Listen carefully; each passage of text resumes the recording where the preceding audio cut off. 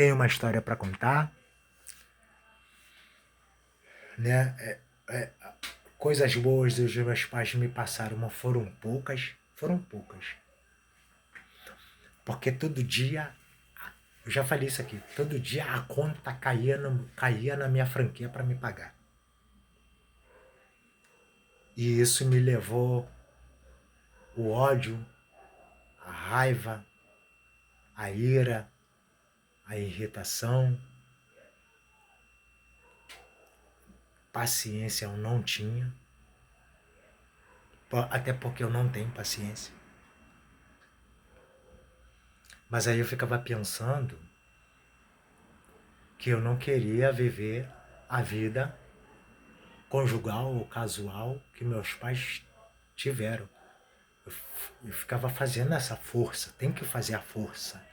E eu fazia a força dentro dessa caixinha aqui, ó. Eu falei, eu vou construir uma nova história, porque a velha eu já tô vivendo. A velha eu já tô vivendo. O primeiro relacionamento que eu tive foi com os dois meus pais, porque eu era uma criança, então eu vim de casa. A primeiro contato relacionado com pessoas foram eles. Aí depois eu entendi que eu tinha que ser bacana com os meus irmãozinhos, que eu tinha que ser gentil com os meus irmãozinhos, e eles falavam isso. Os dois, minha mãe e meu falecido pai. Que eu tinha que também fazer isso do lado de fora, com as outras pessoas, com os meus coleguinhas da escola, dentro da irmandade da doutrina, que faz parte da minha família, que você já sabe. Você que está chegando agora, você não sabe, mas você que já está há um bom tempo comigo, você já sabe. Teria que ser legal, teria que ser bacana, teria que ser uma pessoa boa.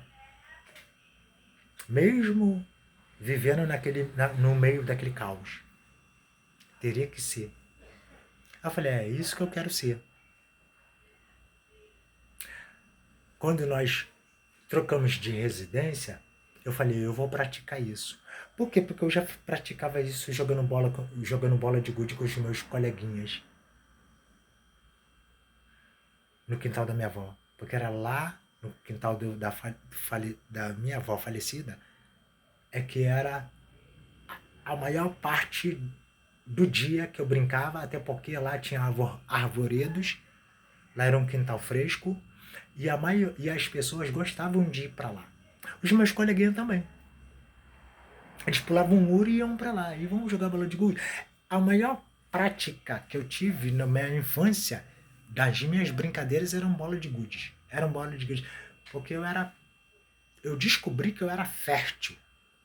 Eu descobri que eu era característico. Eu descobri que eu tinha assim um desenvolvimento grande, ainda criança crescendo, naquele tipo de brincadeira.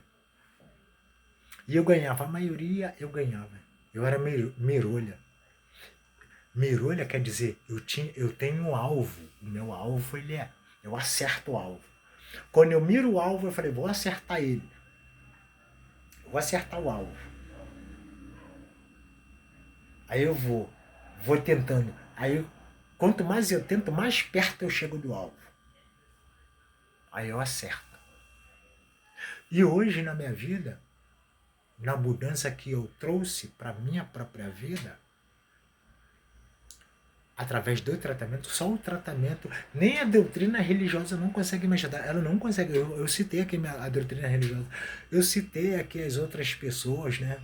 A maioria tem um comportamento hostil, caráter de defeito. É a primeira coisa que elas me mostram quando eu vou na rua, com os meus vizinhos. É a primeira coisa. A qualidade é depois. Sempre é o caráter de defeito e vem na frente. Sempre o não da minha mãe vinha na frente. O sim era difícil ela falar sim para mim, que é uma coisa que eu queria fazer, que eu precisava fazer. Sempre era o não na frente. Às vezes eu até desistia de fazer, porque o não já me desanimava. Aí quando eu ia fazer, quando ela falava assim, aí eu já desisti. Mas hoje não, hoje eu não desisto do meu alvo. Não desisto. Por isso que eu estou aqui. Tentando. Enquanto você tem vida, aproveitando que esse poder superior, que faz parte da doutrina onde eu sigo, que você tem a sua, eu tenho a minha. O poder superior que você compreende, que eu tenho o meu. A crença que você tem, que eu tenho a sua, que eu tenho a minha. Então, através disso, eu me mantive vivo, porque por causa da proteção dele.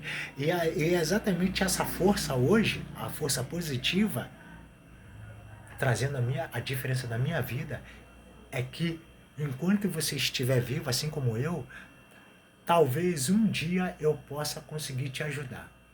Porque os outros eu já estou conseguindo. Um dia de cada vez. É isso.